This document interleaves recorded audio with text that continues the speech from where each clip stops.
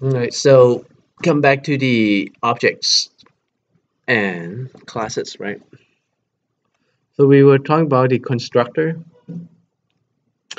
So you pretty much know already that we use a new operator to create new objects from the class, which when you do new is actually invoke the constructor, right? Just we see it here, right?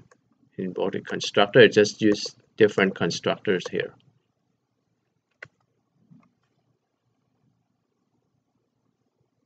So what's the difference between constructor and method?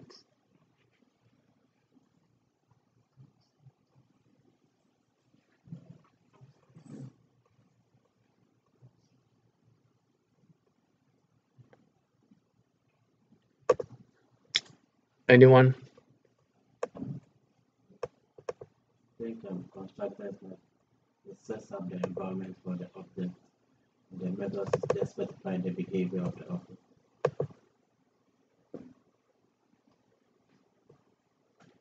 You want to say something? Yeah, I don't know the definition, but I'm pretty sure you can't have a return for constructor.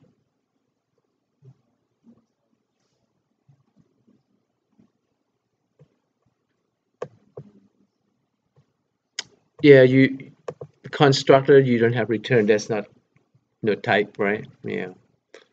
Okay. Now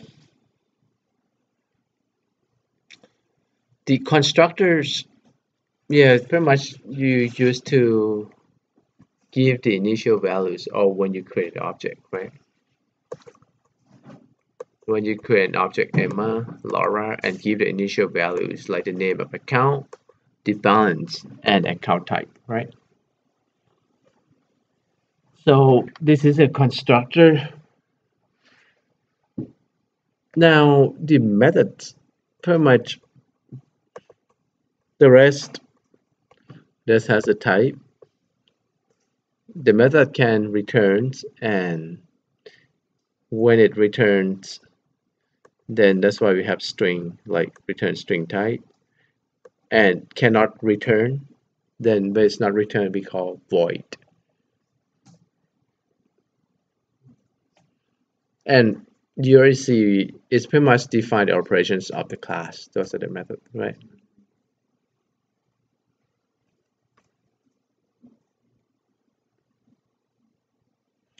So what's the default constructor?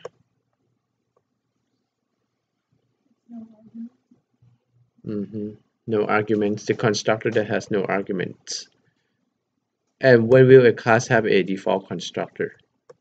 This is a default constructor, right?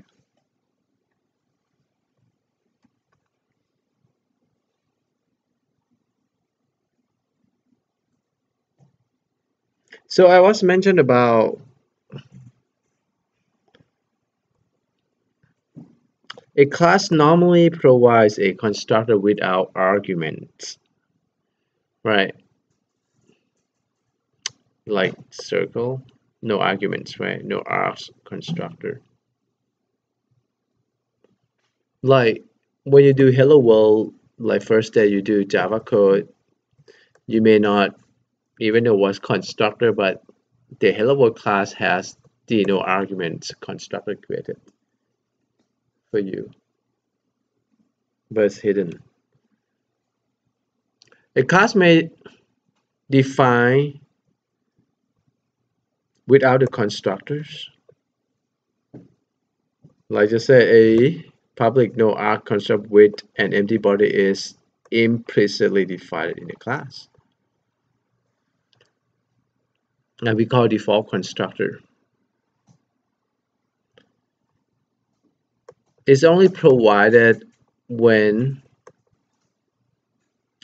no constructor are explicitly defined in the class. And when you start to define a constructor with the arguments, you're required to, I mean, you're not required to define a default constructor, but when you do inheritance and you try to refer to the constructor, you we'll need to define the default constructor. And we're going to talk about that.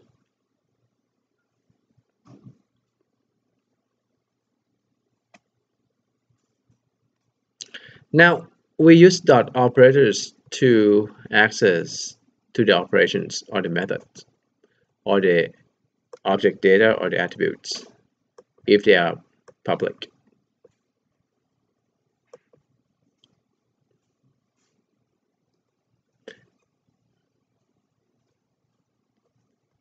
And again, I call this object, right? So this one called object reference variables, or I call instance variables, right? So we may see it's also called object reference variables, like my circle or Emma, Laura. These are object reference variables.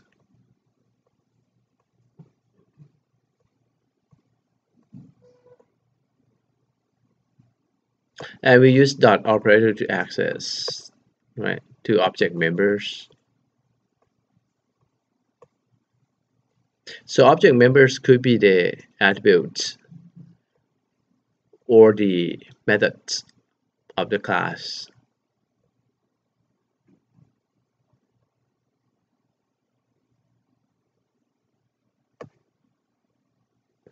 So the data fields or the attributes can be of reference types, like student class contain reference data fields name, which is the reference type is, when you say reference type, pretty much it is the class, because string is a class.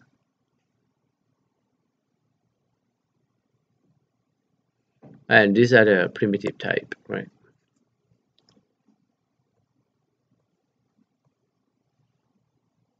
This is just try to demonstrate how to reference to the class members.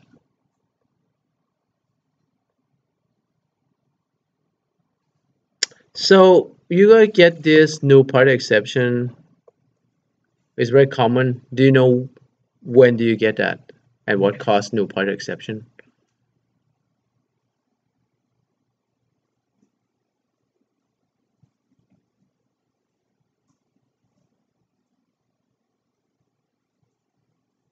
Anyone know? Let me.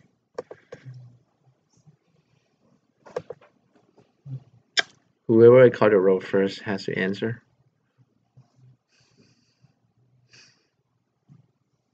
Today we go to the bottom, huh? Laura? It's Laura again. Basically, when you have declared a variable, but you haven't declared a new instance of an object, and you try to reference the object, and obviously it's not there because you haven't created an instance of it. Right. Like, how to create an instance of the new object? How to create a new instance? We already see how new operators, right? Like for example, if I never create it, I try to refer to it. Okay, if I run this one, what we should expect to see? I didn't create the object through the new operators. It's print null, right? Because null, this object is null. Now, if I try to do get account name, I try to reference to it members of the operation. That should throw the null pointer exception. It's very common because you gonna make this mistake all the time, and you will be confusing why and why I declared here already, why it's not, because this is not primitive type, right?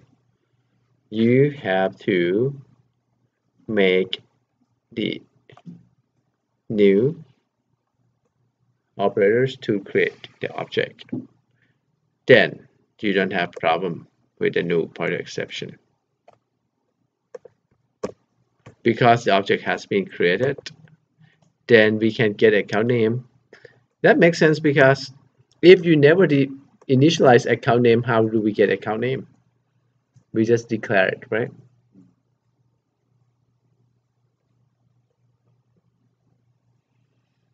These are common errors.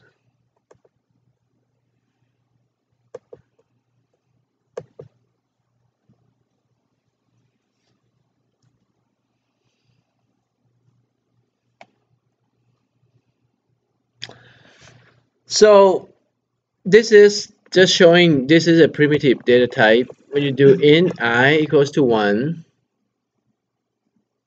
technically Java is going to allocate a memory. Like int is 32 bits size of memory on the RAM, right? Computer RAM. And put number 1 pretty much in the binary version or whatever values, right, in that. That's why we said, okay, we can represent between -2 to the power 31 to positive 2 to 31 minus 1. So that's the size, 32 bits in the binary version. Now, when you do the reference type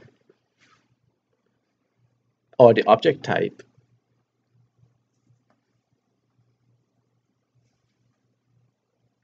that's why it's called reference types, because it's actually only store that memory portion only store a reference to the object, right? Reference to the circle.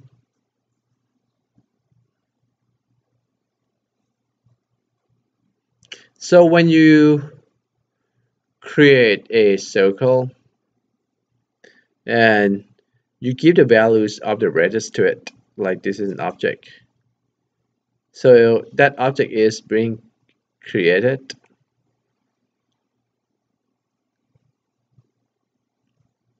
And now that location of the referenced variables is going to store just the reference or the address of where the circle object is located in the memory. That makes sense? So it's only stored a reference. It's not stored the whole object in here.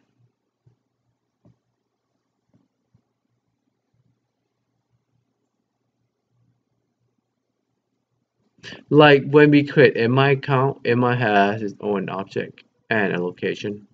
When we create Laura account, it has its own object and location. And the references point to a different location.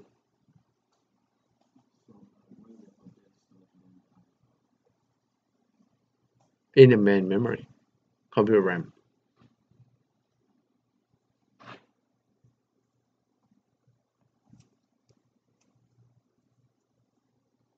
But I just allocate a portion of memory to store it.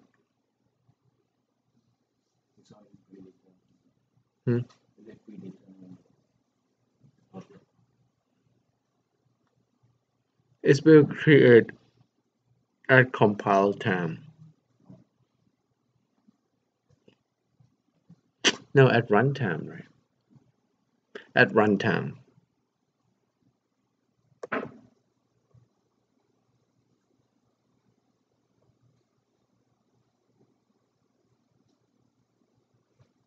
So technically, you just need to know the primitive type holds the actual values, but the reference type holds a reference to where an object is stored in the memory.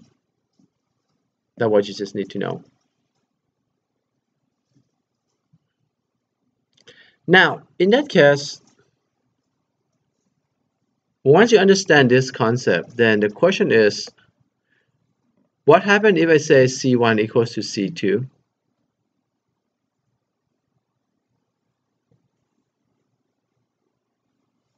You like C1 pointing to where C1 is located. C2 is pointing to where C2 is located in the memory. Now when it says C1 equals to 2, C2 just stay the same, but we just change the reference to point to C2.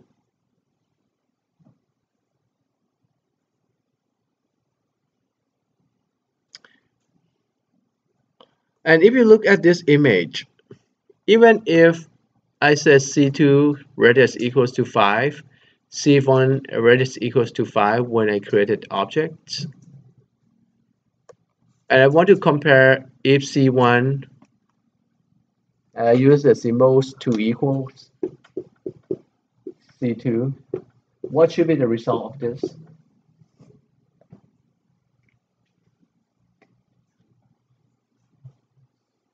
How many of you said true? Again, like I said, the radius equals to 5. Both of them has the same radius equal to 5. How many of you say equal to true? None, but I heard you say true. How many of you said equals to false? 1. So the rest is what?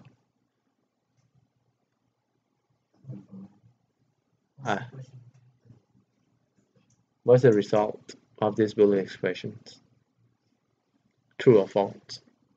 The answer is just easy, just pick one, true or false.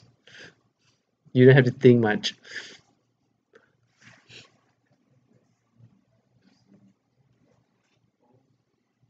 False.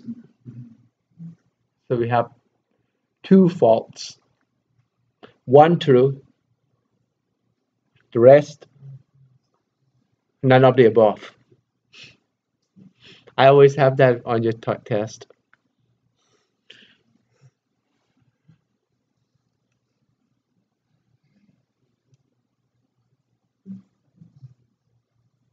So it's actually compare the reference when you do that. So my question is C1 equals to C2. When I change this to 5 to C2, look, when I compare the reference, it's still false because they're referenced into different addresses. It's only compare the address. The memory location is different, so that's why it's false. Even the radius are the same. This is the reason why do you want to use the method dot equals instead, and you want to implement dot equals.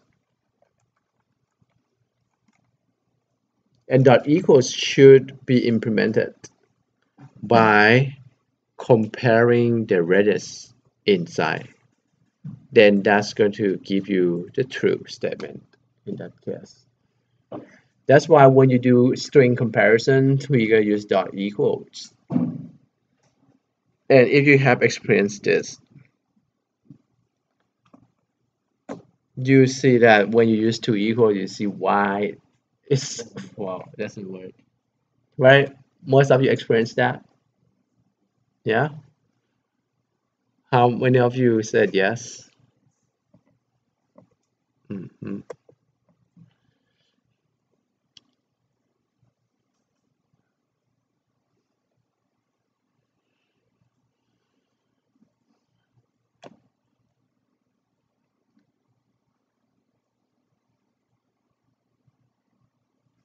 So Java API, when I say Java API, do you know what it is?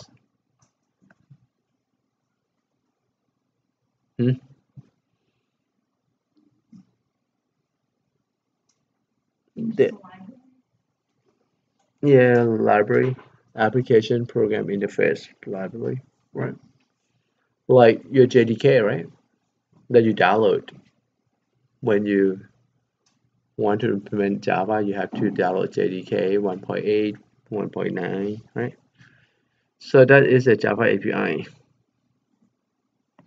Remember, we talked about object building from another objects, right? When you build a car, do you have to build a tire? Or you just go to Michelin and get Michelin and put in your car? You see that Toyota, they never have Toyota tires because they use the library or they just import from Michelin or Goodyear's, right? Same thing. And there's a reason for that, right? What's the reason for that? Don't reinvent the wheel. Because you're not going to be an expert in tires anyway. And why you spend too much time to build the tires when you want to build a car? Save time, right?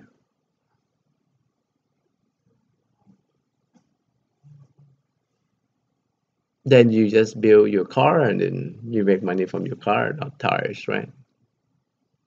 You just add to the cost, that's it.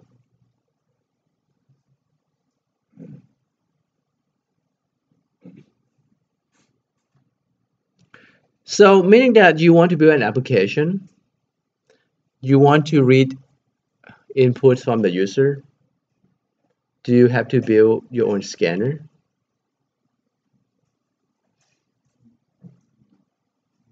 No, you just learn how to use scanner, which is part of Java API. So the point is, you have to understand how to use scanner. You have to understand the basic operation of classes, like here, right?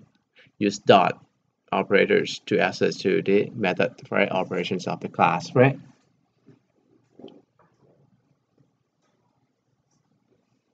Like this is just showing another Java API. They have date class too, and they just try to teach you how to use date class. You can get system.current time minutes to get a current time. Okay, let's try that. So if I want to get the current time, I could just go to system.current time. Is returned in milliseconds. It's going to return long number.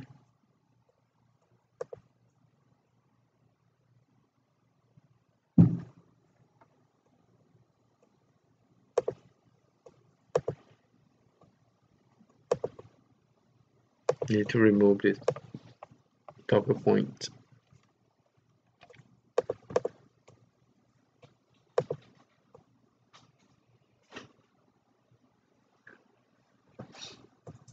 Oh, I have to print it out, right?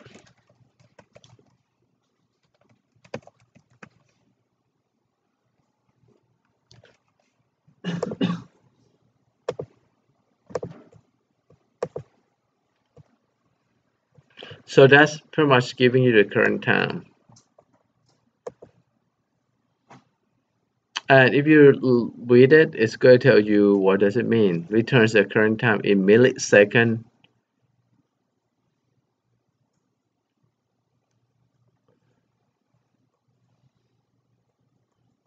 See description. Okay. This is the time, the difference between the current time and midnight of January 1st, 1970. I think that's called a computer time. It just comes from the Unix. So it's just measured in milliseconds since that day. Okay, at that time. It's just a computer time, which represent the current date and time here.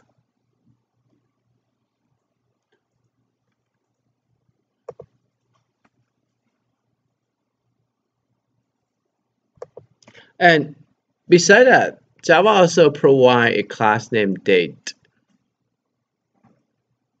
if you try to call .get time, you will get the same thing.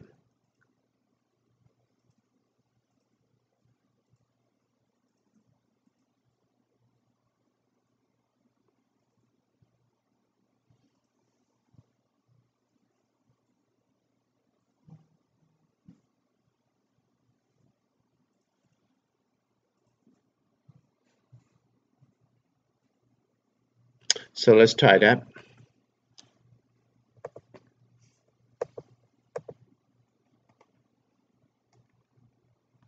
I think last time we did this on the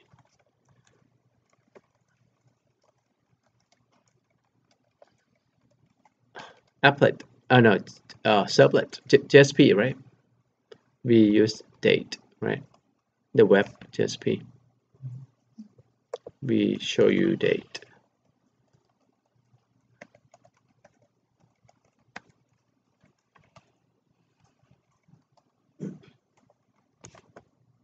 Okay, so this is the date Java API. Then you get the same thing, but it's just in millisecond. I run that one before this one, so that's why it's just a little bit behind, right?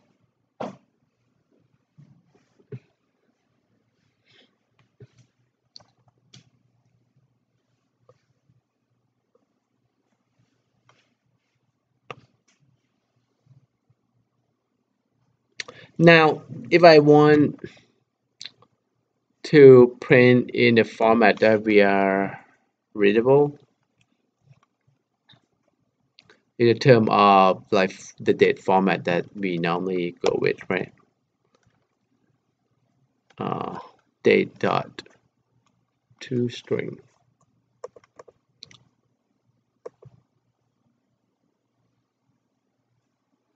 So it's gonna give you exact now, right?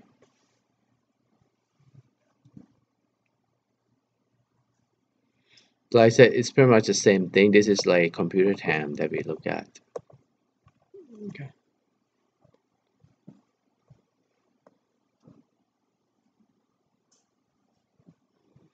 Another one is random. Random is a class. I think we talked about this already, right? Like method random. And then we can use random class API to get the next integers, next long, next double, just randomly generated. Another one is point2D class.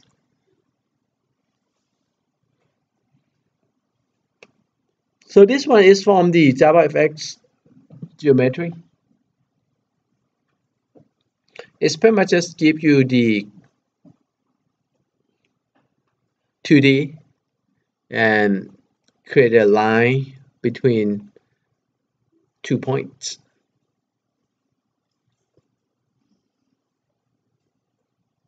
Like you pretty much just need to give the first coordinates and second coordinates, and then you can get the distance between two coordinates.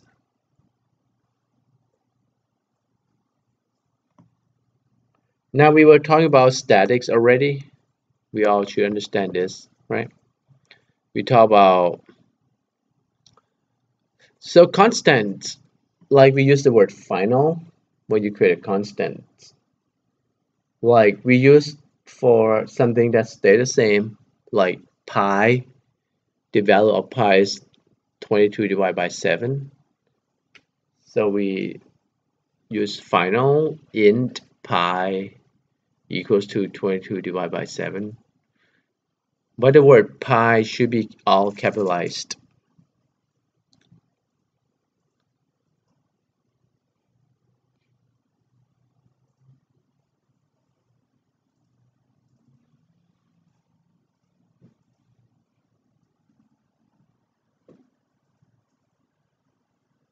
And this is showing you the UML diagram for a circle, and the underline here is the statics, right? Number of objects.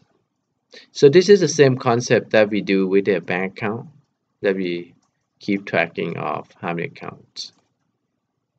And the same, they put the plus plus inside the constructors.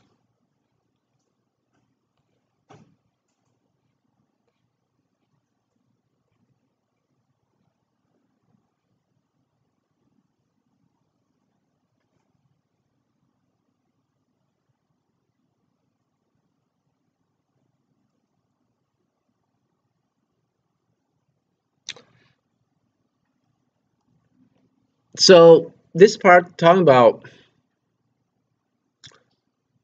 I mentioned that earlier, right? When you invoke the statics, you should invoke in the manner of statics by accessing to the class name, not the instance.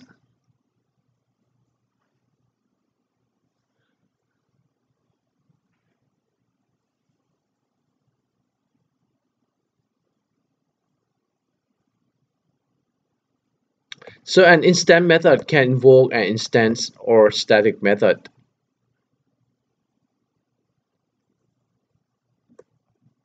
And access an instance or static data field. Like we talk about an instance method, right? Invoke an instance, access an instance data field, invoke a static method.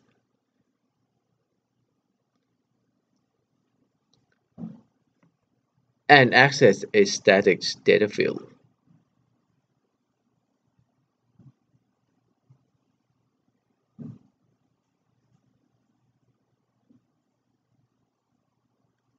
Let's look at the following example.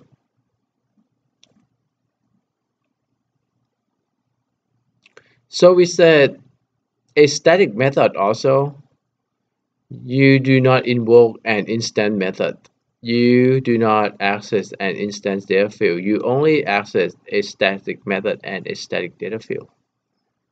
Okay. So we have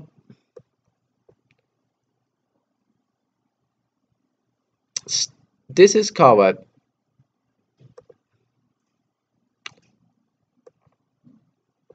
Non-static data field, right? And this is static data field, statics K.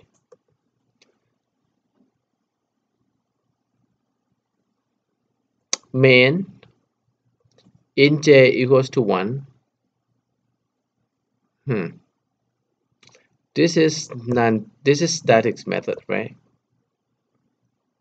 And I is non-statics, right? Can you do that? Can you do this? No, because you cannot invoke I when I is non-static inside a statics method. This is going to be wrong. Same, like the method M1, this is not non-static. You cannot invoke, right? That's going to be wrong. When you write that in the code, it's going to have a compiler errors. You can try that. The way that you used to have, you normally declare int I inside the main method. That's why it's okay.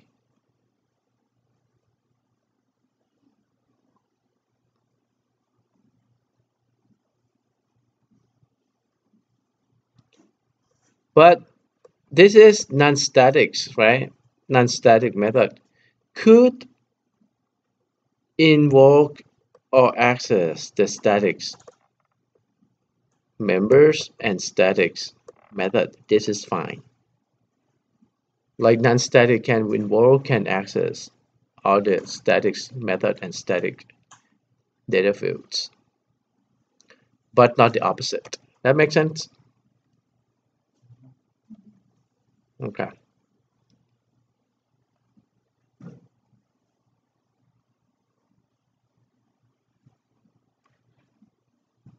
Like this one is int j equals to a dot I. A is a class J should be fine. You declare it again, right?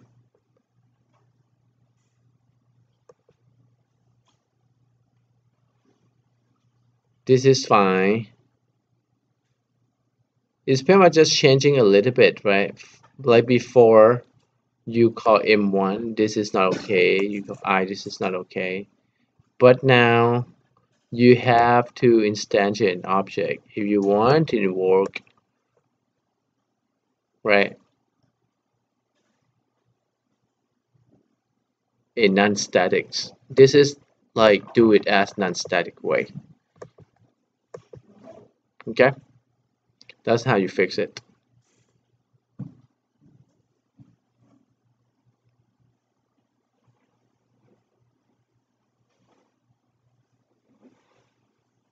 All right. So let's look at the design. So when the method should be statics,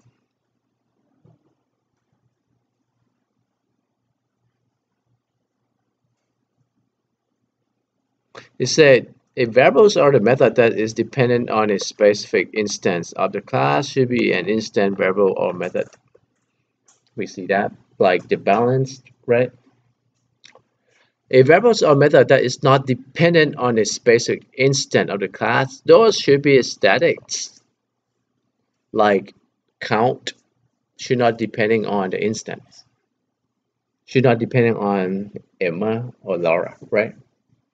So those should be statics. It's common design error to define instant method that should have been defined as statics, like factorial. Like when you write program, you probably write like this. But if you think about it should decide as static because it's dependent on any specific instant. It's independent, I mean, right? Like factorial is always going to be, it's not depending on any instant. When you call it, you pass number, it's going to give the factorial values. This should be statics. And it's not depending on anyone to get the values.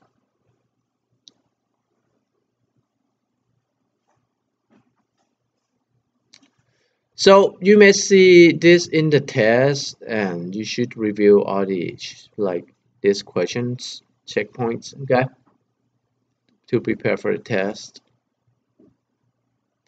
Yes, I think next month, right?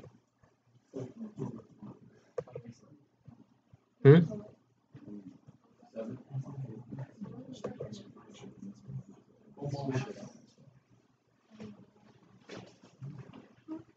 Yeah, I think it's about October what? In this 27? Okay.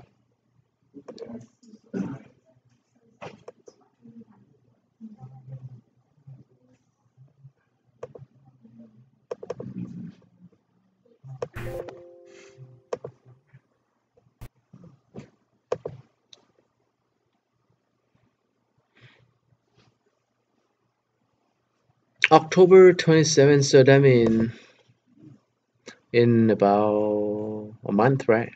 A few days less than a month. Yeah, that's the test.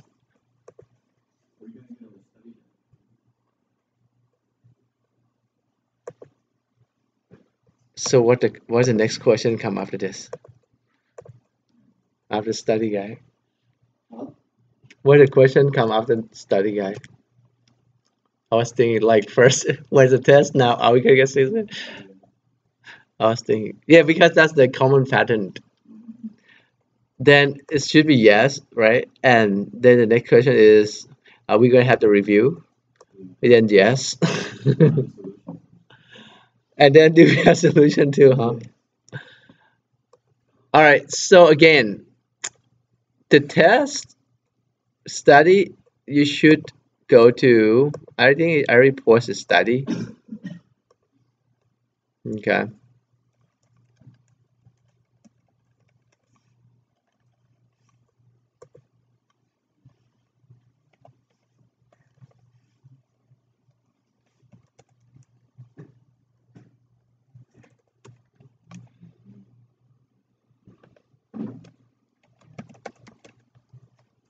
the study guide. I mean, they have sample test questions section that you should download and practice.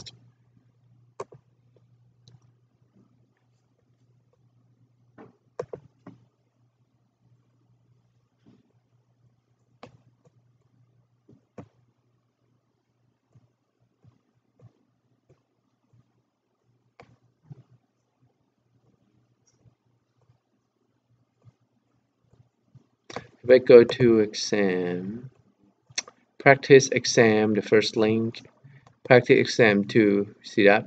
You guys have access to this? Right? Under exam.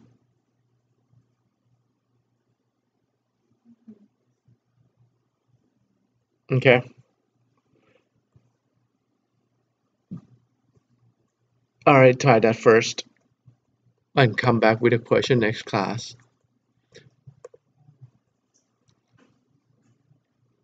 All right, so I think it's about time. Let me note that, yeah, we'll come back and we talk about public and private already, right? So the visibility is very important in the term of package. So we talk about encapsulations.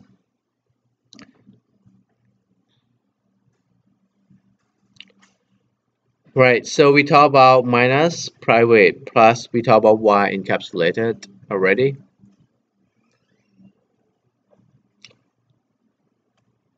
So I think what we want to do is I want you to go back and focus on this section, the package, because this is very important and also you will see this on the test too, as can be very confusing. Okay, just this section, visibility modifiers, just focus on that first.